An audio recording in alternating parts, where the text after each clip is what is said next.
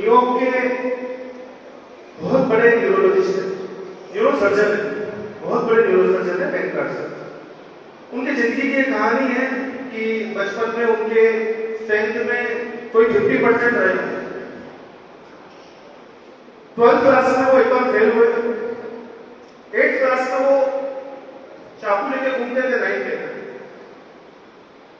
और उनकी माँ ने, बेन कार्सन की माँ ने जब पहली बार देखा कि बेटा जो है अपने हाथ से निकल रहा है, और माँ जो थी वो डिवोर्सी थी, घर पे बहुत मुश्किलें थी, आर्थिक स्थिति बहुत अच्छी नहीं थी, और माँ ने दूसरों के घरों में काम करना शुरू किया डिवोर्स के बाद, और धीरे धीरे घर पर उसको पढ़ाया।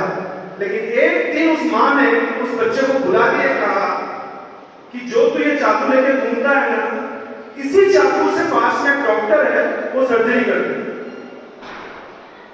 और कई लोगों को ठीक करते हैं। ये बात उसके दिमाग पर बैठी, एक मां की एक छोटी सी कही हुई बात बेन कार्सन के दिमाग पर बैठी, धीरे धीरे पढ़ते पढ़ते पढ़ते उसने एक ठान लिया उस क्लास में, ये कोई 10th क्लास के आसपास की बात कि मैं एक दिन बहुत बड़ा व्यक्ति बनूंगा और डॉक्टर बनूंगा। बस वो डॉक्टर वो उसी दिन बन चुका है। और ये जो जर्नी है इसको देखोगे, ढूंढोगे, आप पढ़ोगे, मैं जो बोल रहा हूँ truthfully everything I reporting truthfully, मैं जो बता रहा हूँ सच। आप इसको आप घर जाके गूगल सर्च करें, नाम नहीं भूले, Ben Carson, BEN Ben CARSION Carson, आप जाकर के देखें, समझे। एक माँ में वो ताकत है जो बच्चे को बना सकती, और माँ में ही वो ताकत।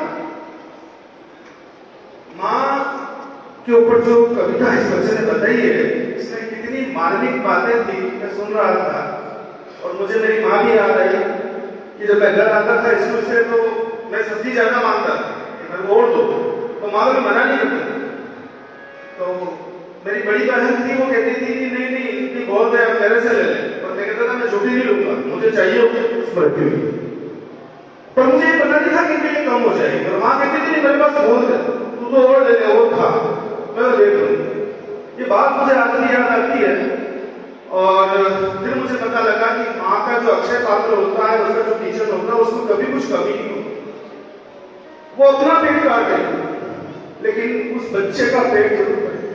आज मेरी आंखों में इस बात के आंसू है, मेरी माँ मुझे याद है इस कविता के बाद कि माँ क्या होती है, वो सब कुछ खो देना चाहती है अपने बच्चों के लिए। लेकिन इस कविता में एक बात और भी है कि वो जो मॉर्निंग में आपको लंच बॉक्स मिलता है, उसका बदला कैसे चुका है, क्या करें कि ये जो माँ हमारे लिए करती है, उसके बदले हम माँ के लिए कुछ कर सकते।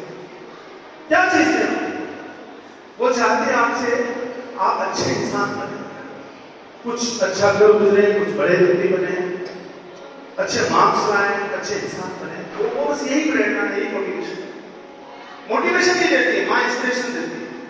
बाहर के लोग मोटिवेशन देते हैं, टीचर मोटिवेशन देते हैं, बाकी लोग फैमिली वाले लोग, माँ इंस्पिरेशन देती है कि बेटा अंदर से आवाज आनी चाहिए कि कुछ कर गुजरने की तमन्ना जो है।